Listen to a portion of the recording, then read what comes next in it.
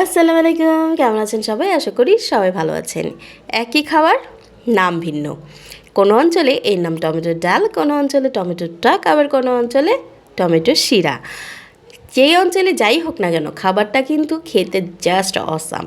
বসে বসে 2 বাটি এমনিই সাবার করা যায়, আর ভাত দিয়ে খেলে জাস্ট ভাতই ফিনিশ। আমার বাচ্চারা তো বলছিল, মা এটা খেতে জাস্ট অসাম। আপনার অঞ্চলে এর নাম কি? প্লিজ আমাকে কমেন্টে একটু জানিয়ে যাবেন। তো আমার ঘরে টমেটোর টকটা বা টমেটোর যে ডালটা আমি করি, এই ডালটা সবাই পছন্দ করে।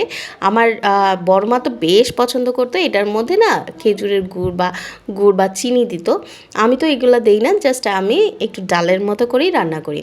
হ্যাঁ, আপনারা বলতে পারেন এটা তো টমেটোর চাটনি হয়ে গেল। না, চাটনিটা আলাদা, আমি সেটা আবার আরেকদিন করে দেখাবো অবশ্যই। আজকে আমি টমেটোর ডালটা একটু দেখাচ্ছি কীভাবে হয়, একটু দেখে নিন। ডাল ছাড়াই টমেটোর ডাল। এখানে আমি টমেটোগুলো কেটে নিচ্ছি, একদম ভালো করে ফ্রেশ করে ধুয়ে আমি টমেটোগুলো সুন্দর করে কেটে নিলাম। এটাকে আমি ডাল হিসেবে বসাবো। ডাল ছাড়াই কীভাবে টমেটোর ডাল হলো সেটা দেখার জন্য একটু আমার সাথে থাকতে হবে, একটু ভিডিও এন্ড পর্যন্ত একটু দেখে যাবেন। তো এখানে যেহেতু ডাল করবো, আমি যে ডালের হাঁড়িতে আমি টমেটোগুলো কেটে নিয়েছি সেখানে আমি দিয়ে দিলাম সাথে পেঁয়াজ। হ্যাঁ, অবশ্যই পেঁয়াজটা এই টমেটোর সাথেই দেবেন, তাহলে না গলে যাবে, সেটা খেতে ভালো লাগবে।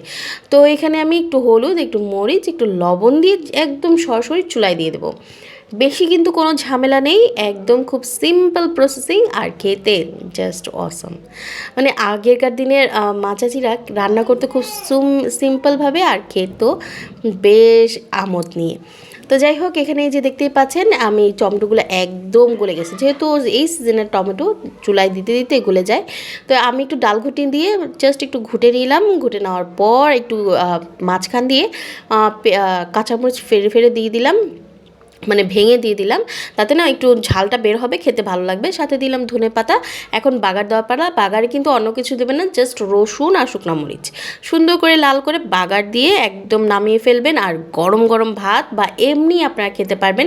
রসুনের একটা ফ্লেভার, কাঁচামরিচের, ধনেপাতার ফ্লেভার, আর টমেটোর টকটা তো আছেই, সেটা খেতে জাস্ট অসম লাগবে।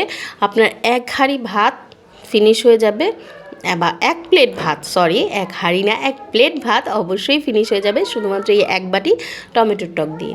খেয়ে আমাকে বলবেন কেমন হলো। আজকে আমি আপনাকে দেখাতে দেখাতে আমিও খেতে খেতে চলে গেলাম।